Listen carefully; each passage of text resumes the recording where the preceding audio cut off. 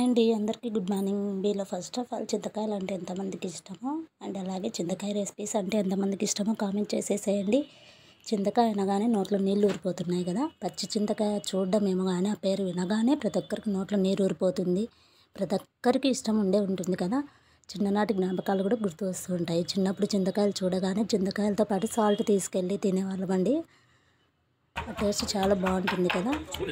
First of all మనము ఒక సంవత్సరం నుంచి 2 years వరకు నిల్వ ఉండే చింతొక్కుని ఎలా తయారు చేసుకోవాలో తెలుసుకుందాం. దానికోసం చింతకాయలను తీసుకొచ్చుకొని బాగా వాష్ చేసి డ్రై చేసేసేయాలండి. లేదంటే డ్రై క్లాత్తో తుడిచేసి పీచులు లేకుండా తుంచుకొని చిన్న చిన్న పీసెస్ లాగా కట్ చేసిన తర్వాత రోట్లో మాత్రమే ఈ ప్రాసెస్ మొత్తం చేయాలండి. రాళ్ళ ఉప్పుతో మాత్రమే చేయండి, టేస్ట్ చాలా బాగుంటుంది.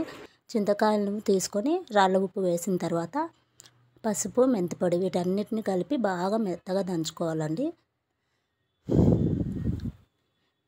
కొంచెం టైం ప్రాసెస్ అయినా కూడా మా ప్రాసెస్ మొత్తం రోట్లోనే చేయండి. ఎందుకంటే తినే సాటిస్ఫాక్షన్ ఉండాలంటే రోట్లోనే చేయాలి చింతొక్కును.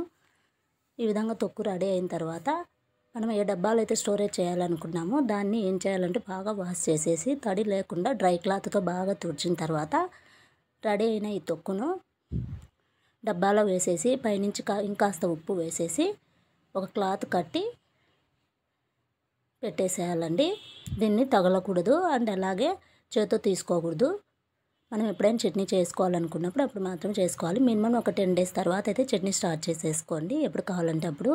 మ్యాక్సిమం 2 years వరకు అయితే స్టోరేజ్ ఉంటుంది మనం మెయింటెనెన్స్ చేసేదాన్ని బట్టి. ఎప్పటికీ తడి స్పూన్స్తో కానీ తడి చేతితో కానీ టచ్ చేయకుండా దాన్ని కాపాడుకోవాలి.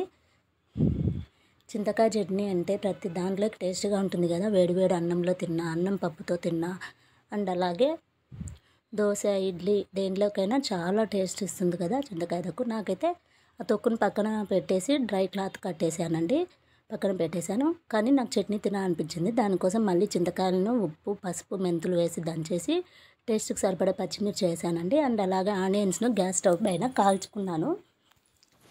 ఆనియన్స్ కాల్చుకొని చట్నీ చేసుకోవడం వల్ల చాలా బాగుంటుంది. ఈ విధంగా కాల్చుకొని బాగా దంచుకున్న తర్వాత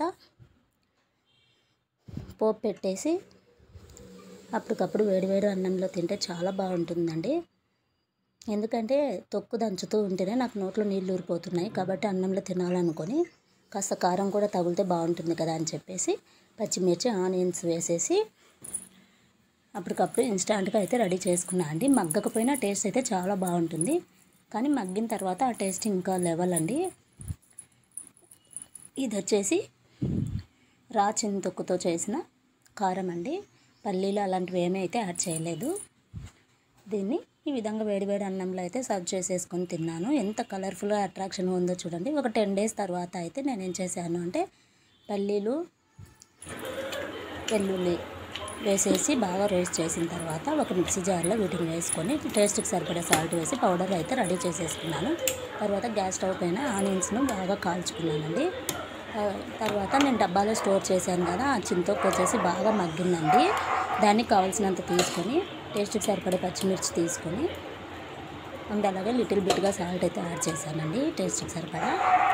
ఆనియన్స్ని స్మాల్ పీసెస్గా కట్ చేసేసుకున్నాను. కాల్చుకున్న ఆనియన్స్ ఎంత కాల్చుకుంటే అంత టేస్ట్ వస్తుందండి. ఓకేనా. దీన్ని మిక్సీలో అయినా చేసుకోవచ్చు, రోట్లో అయినా దంచుకోవచ్చు అండి. ఎందుకంటే ఇది మనకు కావాల్సింది మెత్తగానే కాబట్టి ఏ విధంగా చేసుకున్నా టేస్ట్ సేమ్ ఉంటుంది. దీన్ని కాస్తంత వాటర్ వేసి మిక్సీ పట్టేసుకున్న తర్వాత మనం ముందుగా రెడీ చేసేసుకున్న పల్లీలు, సాల్ట్ వేసాం కదా, ఆ పౌడర్ని వేసి ఇంకాస్త వాటర్ యాడ్ చేసేది బాగా జారుడుగా చట్నీ రెడీ చేసేసుకొని ఇడ్లీ, దోశలు దేంట్లోనైనా తీసేసుకుంటే చాలా బాగుంటుంది. దీన్ని పోపు పెట్టేసుకొని ఈ విధంగా సర్వ్ చేసేసుకొని వేడివేడి అన్నంలో ఎంటీగా లేదా పప్పుతో కానీ ఇడ్లీ, దోశ అలాంటి వాటిలో తింటే చాలా టేస్ట్గా ఉంటుంది.